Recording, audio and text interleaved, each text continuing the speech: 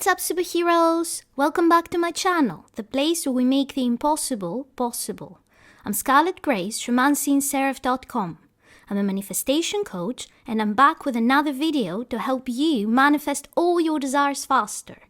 If you're new here and you want to learn how to manifest any desire fast with the law of attraction and Neville Goddard's teachings, then start now by hitting the subscribe button and the bell icon so that you won't miss any video that could change your life. And if you need some extra help or my personal advice for your situation, you can sign up for coaching. I also have a 21-day course on how to manifest your specific person, a scripting course, as well as other courses on how to manifest, and exclusive merch and other cool things. So check everything out using the links in the description below. So today I wanted to talk to you about a different way you can use living from the end in order to manifest your desires, a different way to easily achieve living from the end so that your desires can manifest faster. So first things first, if you haven't heard about living from the end as a concept before, let me sum it up for you. Living from the end means that first of all, you decide on what it is that you want, and then you assume the feelings of the wish fulfilled. And you think and feel as you go about your day as if you already have your desire. So you don't think of your desire as something that you're manifesting. You don't think of your desire as something that is coming your way right now. You think of it and about it as if it's already here. So for example, let's say that you wanted to manifest a job. You don't think about this job as something that you want to manifest or something that will happen in your future. You basically pretend in your mind that you already have this job, that you have already been hired, and you think and feel as if this is already true in your reality right now. Or let's say that you want to manifest a romantic relationship with this special someone that you have in mind, this specific person. You don't think of this goal as something that you're working on creating. You don't think of it as something that is coming your way right now, or is being attracted to you, or is being created in your reality right now. You think of it as something that already happened and you already have it right now. So for example, you pretend in your head that you got together with this person and you are already in a relationship with this person for a month now. And this is a thing. This is already happening in your reality. So this is what living from the end means. You assume the feelings and the thoughts of the wish fulfilled, and when you go about your day, you think of it as a done deal, as something that is already manifested in your reality. Now, this is a very easy method to manifest any desire that you have, but the problem is that I know that many of you struggle how exactly to implement living from the end. Because when we have a desire, and it is a strong desire, we may be able to live from the end for a few hours maybe, but then our minds start trying to figure out ways to make it happen. In other words, when it's not in your physical reality, you go back and forth between living from the end and thinking from before the end, from when it hasn't manifested yet, and trying to figure out how to make it happen. So when you're in the mode where you're trying to troubleshoot the situation or find ways to make something happen, that means that you're not living from the end at that very moment. And if you're not living from the end, your manifestation takes longer to show up. So I already have many videos with different ideas on how to use living from the end and how to easily live from the end. But I have one more method that is very, very powerful. And at least the way I see it, it's a bit easier to do, because usually the problem when it comes to living from the end is that you don't know how to keep your mind busy so it doesn't go back to thinking as if you don't already have your desire.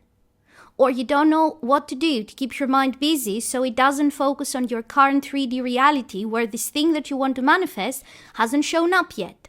You need a method that will keep you occupied, but at the same time will ensure that you're living from the end, so that your desire manifests instead of your mind getting distracted by 3D reality and things not showing up or anything like that. So this is what I wanted to talk to you about today and give you a method that accomplishes exactly that. Here's how to do it.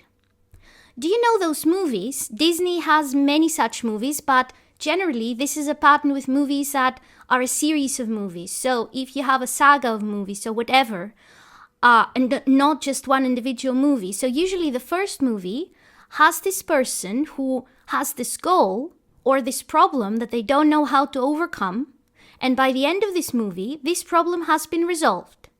And then the second movie is the story continues. So let's say, for example, that you're watching a movie that has to do with this girl that is very unlucky in love and has just been dumped and is looking for this new person, or this girl is in love with someone and this person doesn't even know that she exists. So the whole first movie usually revolves around what happens between this girl and the person she has a crush on, right? And usually, if the movie has a happy ending, by the end of the movie, those two end up together. Or the girl ends up finding love somewhere else and this is a person that is much better for her. But whatever happens, it has a happy ending. The second movie is the continuation of the story. So in the second movie, and this happens in cartoons as well, the princess is already married to the prince and they have 3 children, and it's a completely different story based on their life together. So here's the technique when it comes to living from the end. Take this concept and apply it to what you focus on in your day-to-day life. So imagine that what you're trying to manifest now is movie 1. So you have a specific goal. Maybe it's a specific person that you want to manifest. Maybe you want to get married to this specific person. Or maybe it's a job. Or maybe it is building a very successful business. Whatever it is, this is the topic of movie number 1. And by the end of movie number 1, this topic has already been resolved. This means that by the end of movie number 1, if your life were a movie, you would have gotten your desire, right? So what we usually do when we manifest is we try to imagine the end of movie number 1, how the thing would look like once we got it, right? What I want you to do instead is forget about movie number 1, because movie number 1 basically deals with the middle. So when you manifest something, there is the point where you are right now where you don't have your desire. There is point C, that is where you get the desire, and point B is everything in between, the middle, between where you are right now and the point where you finally get your desire. That's basically what is happening in movie number 1 in a series of movies. It's about the middle. And when we manifest, we don't want to be focusing on the middle. So if you go to the end is a bit static. So the protagonist got her desire, you got your manifestation. So how exactly do we focus on that in a way that isn't boring and we have stuff to keep our minds busy in order to stay there, to stay at the point where your desire has already manifested day to day and not get drawn back focusing on the middle? The answer to that is you go straight to movie number 2. Now, movie number 2 is about what happens in the life of the protagonist after they got their desire. So they got the desire at the end of movie number 1, and now it's movie number 2. Movie number 2 may be they have a baby now, if this is about manifesting a marriage. Or it may be it's 2 years later after the protagonist got the company back from the evil person who had stolen that company from her family or whatever, had stolen the family fortune, and now she's rich, and it's 2 years later and she has transformed as a person, and movie number 2 describes the protagonist's life 2 years after she got her company back, or 2 years after she married her specific person. So do the same with your life. Let's say that you're writing your own version of a movie or your own version of a book about your life. The starting point of what you're focusing on is the beginning of the second movie. So you take things where the first movie left them, that is, your desire has already manifested. If this is about a job, first movie ended when you got the job. The day you got the job is the end of the first movie. Or if this is about getting back together with a specific person, the first movie ended where you had been together with your specific person for a couple of weeks now and very happy. Or if this is about marrying a specific person, the first movie ended your wedding day, okay? Movie number 2 is what happens after you got back from your honeymoon. So take that and focus on writing the story or telling the story of what happens then. So instead of imagining a static thing where you and your specific person are now together and you're living together, what happens now that you live together? Because as humans, we always move forward. We always have new goals. It doesn't matter if you become a master manifestor and you can make things happen within seconds. You will still, the moment you manifest something, a new desire will still be born inside of you. So we always want things. So if you manifest this thing that you want, whether that's a job or money or a house or a car or a specific person, immediately after that, new desires will arise within you. So what would you be focusing on if you already had this desire? Let's say that this is about marrying a specific person. So end of movie 1 is where you married that specific person. And now you are living together and are happily married. What happens now? Would you be focusing on having a family? Would you be focusing on adopting a dog together? What would you be focusing on? Would you be focusing on finding a bigger place so that you can move in together, so buying a house?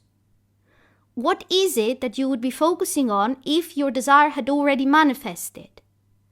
Now, if you give it some thought, you will start having all those ideas of we would do this and we would do that and we would be planning to do that and we would be organizing that. So what I want you to do is, instead of focusing on how to manifest this person or on how long it will take until this happens, which all of those things are before your end result has happened, take it as a given that you already manifested your specific person and focus on the things you would be doing right now if you were together. So if you had gotten married with your specific person and right now, if you were married already for a month, you would be looking for a bigger place to stay, start looking for different places.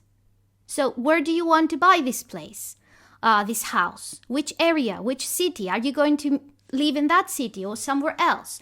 How do you want this place to look like? How many bedrooms? What kind of kitchen do you want? Or whatever you would be focusing on if you were already together. Because that, even though it doesn't have to do directly with your specific person, is thinking and living from the end. You take it as a given that you two are together. You don't need to focus on that goal anymore. It already manifested. You move forward. And all those things are things that you would be doing with your specific person if you were already married. So start looking for houses if that's what you would be doing if you had already gotten married with this person.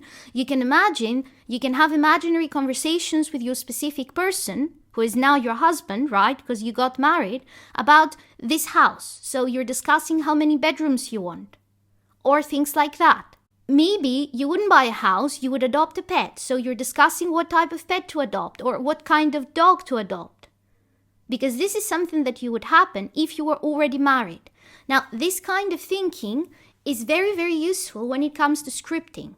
If you script, you basically keep a diary of your future life in a way. So instead of starting a month from now and assume that you are with your specific person, basically try to script as the version of you that lives a year from now. So you don't imagine this happening in the future. It's just to help you figure out how exactly to script. So if last year you had gotten married to your specific person and you started keeping a diary today, what would you be writing about? A day in the life of you married to your specific person.